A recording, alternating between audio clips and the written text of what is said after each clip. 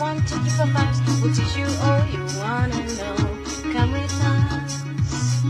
Come with us.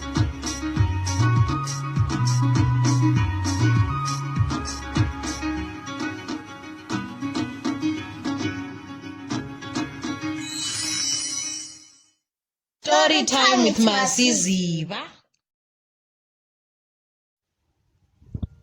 Santa goes to Africa. Munya is a 10-year-old rural boy that moves to the city to stay with his aunt so that he can go to school there. When he gets there, he is fascinated by the TV and spends most of his time watching cartoons and movies as it is the festive season. He develops a strong liking to Christmas stories and everything associated with Christmas.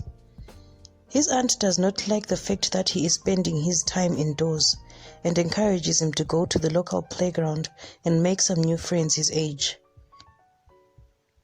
Munya grudgingly agrees, and to add on to his misery, the local kids refuse to play with him because they think he is an outsider and should go back to the rural areas where he belongs. As said, Munya goes back home and watches TV again. This time a movie about Santa Claus inspires him to write Santa a letter, all the way from a tiny little city in Africa. Forgetting to post it, he is called to dinner by his aunt. Dinner leads to bedtime and he forgets about the letter.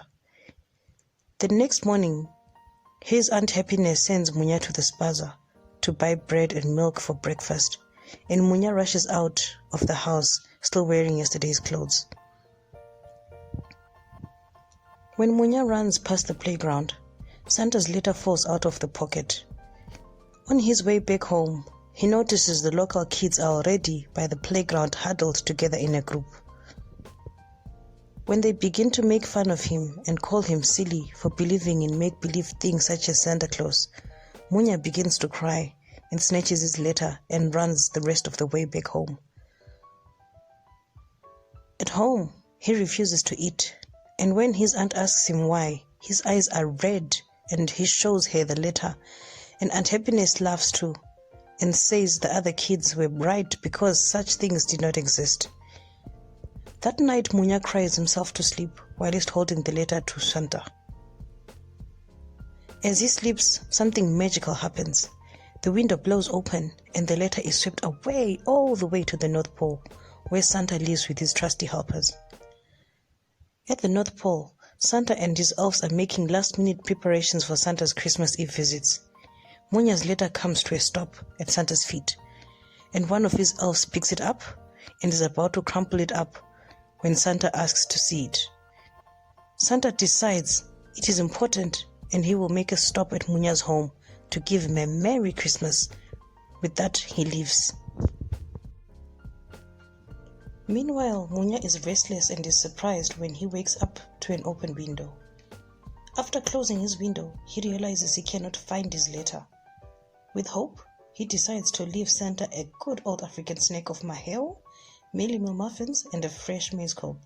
With that, he goes back to bed with a smile on his face. Santa's sleigh breaks down in the middle of an African bush, and his reindeers are exhausted. Rudolph, his trusted red-nosed reindeer, speaks to a few animals to fill in while his other reindeer friends remain resting for the trip back to the North Pole. Santa sets off again to Munya's, but this time his sleigh being pulled by Rudolph partnering with a springbok, 2 zebras and 2 antelopes. When he gets there, he wakes Munya. Munya cannot believe his eyes and is overjoyed that he came.